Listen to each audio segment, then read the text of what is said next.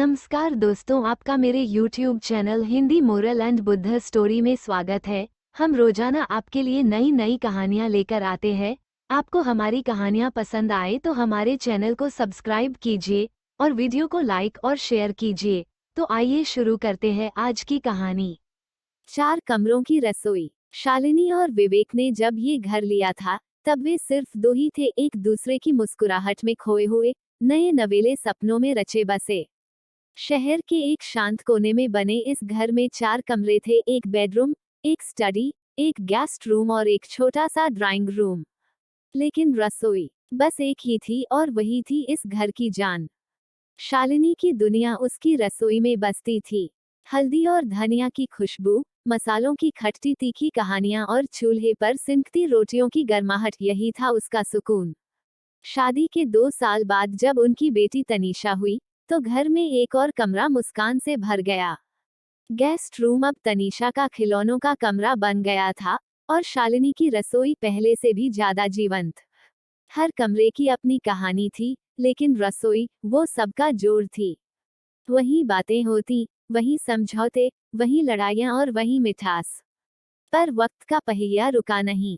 विवेक की मां का स्वास्थ्य खराब हुआ और गांव से उन्हें ससुराल बुलाना पड़ा।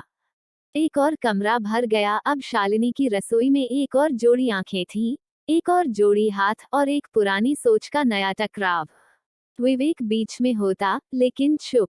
ऑफिस की टेंशन, माँ की चिंता और पत्नी की चुपचाप बदलती आंखों में वो उलझ कर रह जाता।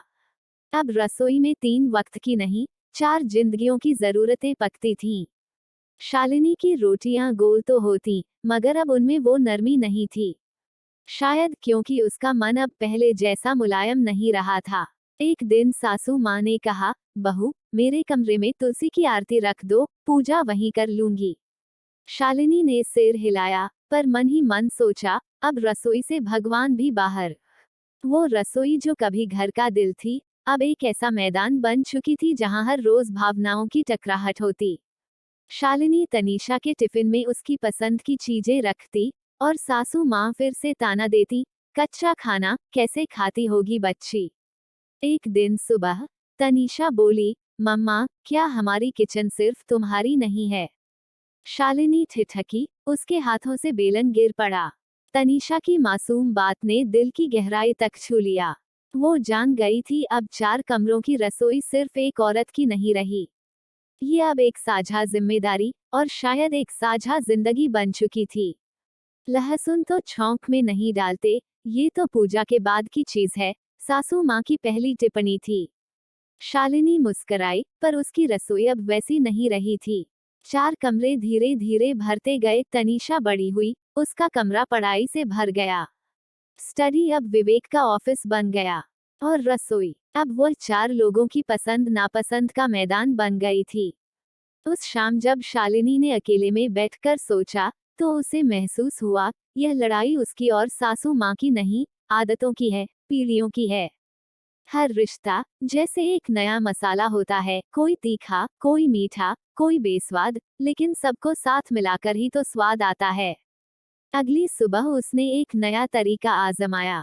माँ जी, शालिनी ने मुस्कुराते हुए कहा, आज सुबह की आरती आप ही कीजिए, मैं हलवा बना लेती हूँ। सासू माँ चौंकी, फिर बोली, अरे वाह, ऐसा मीठा दिन तो बरसों में नहीं आया।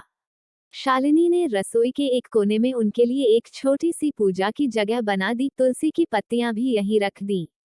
अब रसोई में सिर्फ भोजन नहीं बनता था, अब वहां से सुबह की घंटियों की आवाज भी आती थी।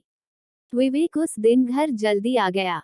उसने देखा, तनीषा अपनी दादी से पराठा बेलना सीख रही थी और शालिनी हंसते हुए सब्जी काट रही थी। लगता है रसोई में कुछ बदला बदला है। उसने चुटकी ली। हाँ, शालिनी ने जवाब दिया, अब यहाँ संगठन का स्वाद है। उस रात पहली बार चारों ने एक साथ खाना खाया, बिना किसी ताने, बिना किसी शिकवे के। रोटियां गोल थीं, हलवा मीठा था और रिश्ते और भी ज्यादा पके हुए। लेकिन जिंदगी ठहरती नहीं। एक दिन विवेक की कंपनी से प्रमोशन का ऑफर आया, शिफ्टिंग के साथ। एक नया शहर, एक नया घर, पर क्या वो रसोई फिर से ऐसी बन पाएगी? शहर बदला, मौसम बदला, लेकिन जो नहीं बदला वो था शालिनी का रसोई से रिश्ता। नई सोसाइटी की तीसरी मंजिल पर उनका फ्लैट था, सुंदर, चमचमाता हुआ, लेकिन कमरों की संख्या सिर्फ 3। अब गेस्ट रूम नहीं था, स्टडी नहीं थी, और रसोई वह पहले से आधी साइज की थी। पहले दिन ही सासू माँ ने कहा, इतनी छोटी रसोई, अब चारों एक साथ यहाँ कैसे समाएंगे। शालिनी मुस्कराई, जगह छोटी है माँ, लेकिन दिल बड़ा है। उन्होंने रसोई के दरवाजे पर एक छोटी सी शेल्फ लगवाई, ऊपर तुलसी, नीचे मसाले, और साइड में तनीषा के टिफिन डब्बे। विवेक ने वीकेंड पर स्टडी टेबल को किचन के पास लगाया ताकि तनीषा होमवर्क करते हुए माँ से बात कर सके। धीरे धीरे छोटी सी रसोई फिर से एक परिवार का केंद्र बन गई। अब सुबह की चाय साथ में बनती, दोपहर की सब्जी पर सबका सुझाव होता और रात का खाना सब मिलकर परोसते। छोटी सी रसोई में अब घुटन नहीं थी, वहां एक नई रोशनी थी जो मिलजुल कर रहने से आई थी। एक शाम शालिनी ने रसोई की दीवार पर एक बोर्ड लगाया, 4 कमरों की रसोई वर्जन 2.0, कम जगह, ज्यादा प्यार। सासू माँ हंस पड़ी, अब बहू से कोई नहीं जीत सकता। शालिनी ने कहा, अब कोई हार जीत नहीं माँ, बस साथ है। वक्त जैसे कड़ाही में धीमी आंच पर पक रहा था। तनीषा अब कॉलेज जाने लगी थी। उसकी सुबहें जल्दी होती और शामें देर से लौटती, लेकिन हर बार घर में घुसते ही उसकी नजर सीधी रसोई पर जाती। एक दिन शालिनी की तबीयत थोड़ी बिगड़ गई, हल्का बुखार, सिर भारी। सासू माँ भी किसी रिश्तेदार की तेरहवीं में गई हुई थी। विवेक दफ्तर में मीटिंग में था। तनीषा ने पहली बार खुद से पूछा, आज मम्मा की रसोई मैं संभालूं? वो घबराई नहीं, बस एप्रन पहन लिया। रसोई में उसकी यादें थीं, दादी की सिखाई पराठा बेलने की ट्रिक, मम्मा की खिचड़ी में डाली जाने वाली हींग की खुशबू, और पापा का वो कड़क चाय वाला डायलॉग। उसने सबसे पहले खिचड़ी बनाई वही, जो शालिनी बीमार होने पर हमेशा बनाती थी। फिर दही निकाला, पापड़ सेंका और थाली सजाई। शालिनी ने आंखें खोली और देखा, सामने तनीषा, थाली लिए खड़ी। मम्मा, आपकी रसोई मैंने संभाल ली, उसने मुस्कुराकर कहा। शालिनी की आंखें नम थीं, ये सिर्फ एक थाली नहीं थी, ये विरासत थी, जो अब आगे बढ़ चुकी थी। रात को सबने वही खिचड़ी खाई, सादगी में स्वाद, और स्वाद में अपनापन था। सासू माँ बोली, अब ये रसोई हमारी बहू से होकर हमारी पोती तक पहुँच गई है। विवेक ने मुस्कराते हुए कहा, अब ये सिर्फ 4 कमरों की रसोई नहीं रही, अब ये 4 पीढ़ियों की रसोई है। समय की रेत धीरे धीरे बहती रही। तनीषा की खिचड़ी के बाद उस घर की रसोई में एक नई शुरुआत हुई थी। अब वो सिर्फ एक जगह नहीं, एक परंपरा बन चुकी थी, जहां हर पीढ़ी ने अपना एक स्वाद, अपनी एक याद जोड़ दी थी। शालिनी अब पहले जैसी तेज नहीं रही, लेकिन उसकी मुस्कान और उसकी नजरें अब भी रसोई के हर कोने पर होती। सासू माँ अब ज्यादा समय पूजा में बिताती, और रसोई की बातें तनीषा और शालिनी के बीच चली जाती, जैसे पुराना संगीत नए सुरों में घुल रहा हो। एक दिन घर में तनीषा की सगाई की तैयारियां चल रही थीं।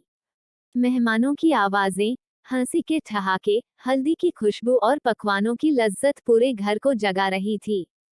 तनीषा ने खुद अपने होने वाले पति के लिए एक डिश बनाई, वही खिचड़ी, जिसे उसने पहली बार अपनी माँ के लिए बनाया था।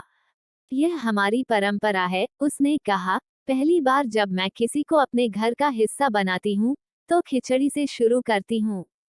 शालिनी ने दूर से देखा, उसकी आंखों में गर्व था। फिर एक शाम, तनीषा ने पुराने एप्रन को धोकर तह किया और एक छोटे से बॉक्स में रख दिया, उसके साथ माँ का लिखा एक नोट भी था। इस रसोई में सिर्फ मसाले नहीं, रिश्ते भी पकते हैं। इसे संभालना, जैसे दिल संभालती हो मम्मा। उस दिन शालिनी जान गई थी, 4 कमरों की रसोई अब उसके बाद भी जिंदा रहेगी।